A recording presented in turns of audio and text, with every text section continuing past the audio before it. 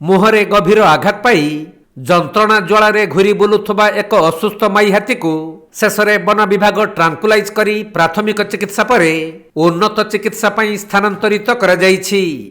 मयूरभंज जिला बेतनटी रेंज अधीन क्षीरपदा संरक्षित जंगल अंचलर नड़पुर और चुआपदा इलाकार एक असुस्थ माई हाथी जंत्रणा ज्वाला घूरी बुलुथिला।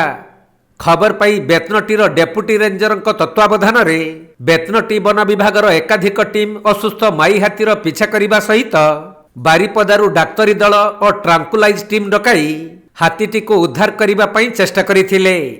हेले घंच जंगल भितरे खत्ताक्त माई हाथीटी जंत्रणा ज्वाला दौड़ी बुलुथबारू वन विभाग ताकू ट्रांकुलाइज करिबारे विफल होइथिले। तेणु दीर्घ समय पर्यंत हाथीटीर पिछा करी शेष में भंडारसूल ठारे हाथीटी को ट्रांकुलाइज करिबारे वन विभाग सफल होइथिला। माई हाथीटीर बयस 4 ରୁ 5 वर्ष होइथिबा बेले wildlife trust of India रो डाक्तर अभिलाष आचार्य नेतृत्व में एक डाक्तरी दल माई हाथीटीर स्वास्थ्य परीक्षा करिसंती। तेबे प्राथमिक परीक्षारू हाथी शावकर जीभरे होइथिबा क्षत पुरुणा बोली जणा पड़िथिला एवं जीभटी संक्रमित होई पचिजिबा सह किछि अंश छिंडी जाइथिबा मध्य परिलक्षित होइछि।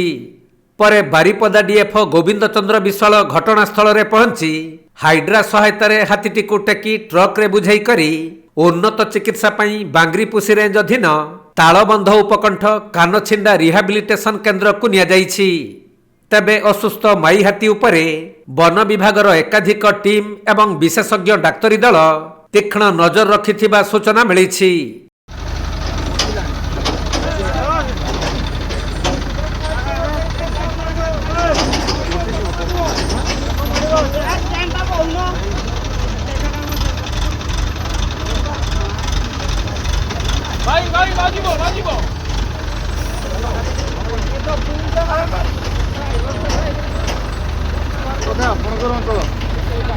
मयूरभंज जिला बेतनटी जगन्नाथ हेम्ब्रम रिपोर्ट कोणार्क लाइव।